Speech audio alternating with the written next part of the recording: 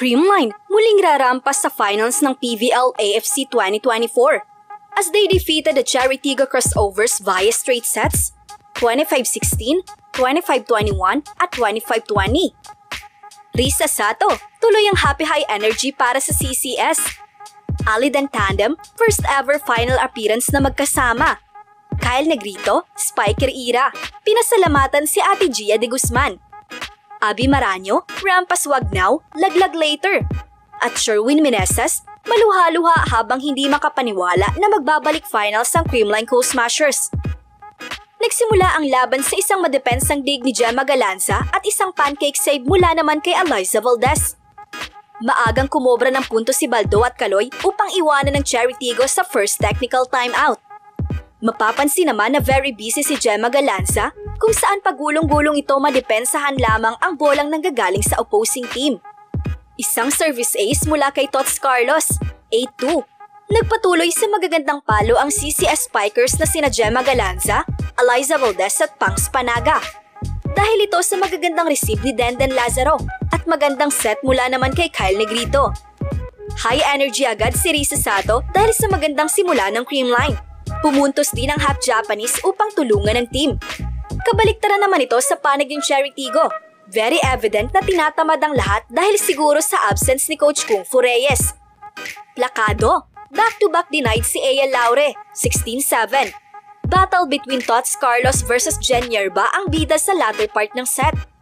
Tila basang sisiw na hindi makuha-kuha ni Yerba ang mga serve ni Kaloy, dahilan para lumobo ang lamang ng CCS, 23-13. Dito na nagpamalas ng spiking ability si Kyle Negrito.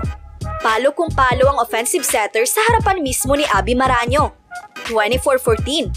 Isang zero-tempo attack mula kay Risa Sato ang tumapos ng set. 25-16. Set 1 hero, Risa Sato. Iba talaga ang dalang energy ni Risa Sato sa team, yung tipong walang low energy, upang maboost ang kumpiyansa ng bawat isa. Tapatan ng opposite hitters ang nasaksihan ng libo-libong volleyball fans sa loob ng Smart Araneta Coliseum. Strong start for Kaloy na bumira ng magkakasunod na puntos. Hindi naman nagpahuli ang lefty opposite Mama Paat kung saan nakagawa ito ng back-to-back counter spike. Nagpatuloy sa pagpunto si Kyle Negrito, 8-5. Nagpatuloy sa magandang trabaho ang CCS players. Nariyan ang mga monster block mula kay Pangs Panaga, magagandang save mula kay Denden at Kyla, pangmalakas ang spike mula naman kay Gemma Galanza, dahilan para muling makaabante ang Creamline, 13-6. Nag-iingay na si Chang Abi Maranyo, unti-unti nitong hinahabol ang lamang ng CCS. Magkakasunod na swagang ipinamalas ni Maranyo sa bawat hampas nito ng bola. Error naman ang sagot ng CCS sa bawat puntos ng CTC at naibaba na sa isang kalamangan, 17-18. Ipinasok si Michelle Gumabaw at Mafia Galanza para masira ang momentum ng Cherry-Tigo. 3-0 run for Creamline, courtesy of Michelle Gumabaw and Mafia Galanza, 21-17. Walang susuko, sigaw ni Maylin na pilit hinahabol ang kalamangan, 24-21. Ngunit isang malakas na palo ang pinakawala ni Baldo na siyang tumapos ng set 2, 25-21. Set 2 hero, Kyle Negrito. Salamat sa magagandang hulog at pangmalakasang spike, Kyle. Iba ka talaga pag semifinals na. Third set na. May 1 point ang Cherry-Tigo bago matapos ang first technical timeout. Bida ang mahahabang rally at pang VNL na buwis-buhay saves ng magkalabang team. Walang gustong magpatalo. Activated na si Chang Abi Maranyo kung saan gumawa ito ng ilang mga puntos upang mapasakamay ang inaasam na momentum. 10-9. Relentless to the highest level si Eliza Valdez na muling bumira ng magkakasunod na puntos habang nasa likod naman si Denden upang i-cover ang mga palo ni Baldo. 4-0 run, 13-10. Nagpatuloy ang Battle of the Liberos sa gitnang bahagi ng set kung saan mahahabang rally ang ibinida ni Jen Yerba versus Kyla Atienza. Salpukan sa net, Maylin Paat versus Eliza Valdez, 17-14 para sa CCS. Last push para kay Coach Aaron Velez kung saan napahugot ito. Walang problema, hindi ako ang kalaban nyo. Nandun ang kalaban nyo. Kailangan nating magtrabaho, ladies. 2015. Walang problema, hindi ako ang kalaban nyo. Nandun ang kalaban natin. Kailangan natin magtrabaho, ladies. Muling ipinasok ni Coach Sherwin ang magic duo ni Michelle Gumabaw at Mafia Galanza. Instant points agad, back-to-back pa for MG, 23-16. Tinapos ni Kaloy ang laban via combination play. Sa 3 heroes, Eliza Valdez and Dandan Lazaro. Magkasamang hinarap ng Aliden tandem ang 4th place after elims. And finally, for the first time in PVL history, magsasama ang dalawa para kunin ang ika-8 kampyonato sa 2024 PVL AFC Finals. Player of the game, the premier setter Kyle Negrito with 6 points and 15 excellent sets.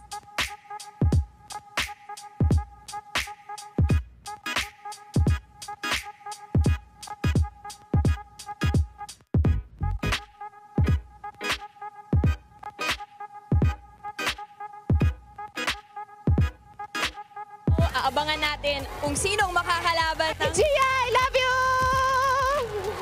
na yun. Sinilan ko lang po si Coach. Parang hindi. Ang motivation ko lang din ay sila lang. Sabi nga namin, itong susunod o, naglaban namin para sa isa't isa. So, I'm happy na tulad ng sinabi ni Coach, nag-resolve lahat ng pinag-ilaban. Hindi naman makapaniwala si Coach Sherwin Meneses na nagbabalik finals ang Team Good Vibes para depensahan ang kanilang PVL title.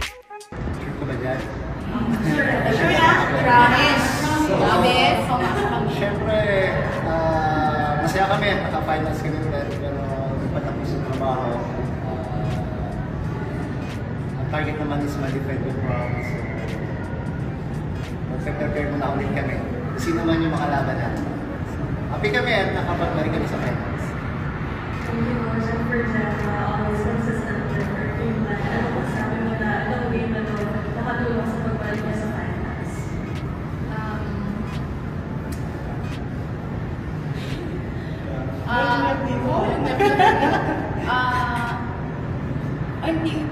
Siyempre happy, pero hindi pa rin kami, hindi niya, sabi ko last game, hindi kami nasa-satisfied sa game or sa season na to kasi hindi pa namin natatapos yung championship. So, bawal mag-relapse, bawal, kailangan focus talaga kami 100% kasi talagang for sure yung makakalaban namin, gusto kami matalo, yung gusto nila makuha yung championship. Wala, nakakapagod. Nakakapagod yung season na to. Pero, yun naman yung masarap sa feeling, yung mga pinaghihirapan namin. So, umiyak na naman. So, yun lang.